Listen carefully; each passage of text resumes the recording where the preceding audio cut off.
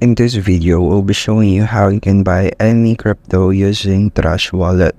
So as you can see here, I am already inside the main dashboard or the main interface of my Trust Wallet. So how to buy crypto? So you need your card and also your email here.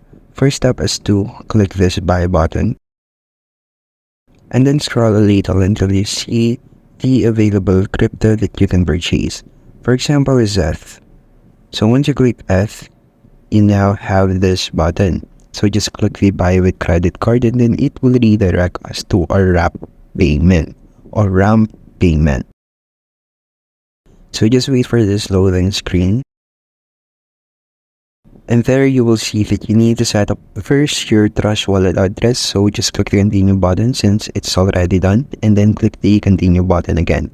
So just fill in all this billing details and then confirm your first order or your order in your Trust Wallet. Basically, that's it. That's how you can buy any crypto using your Trust Wallet, and thank you for listening.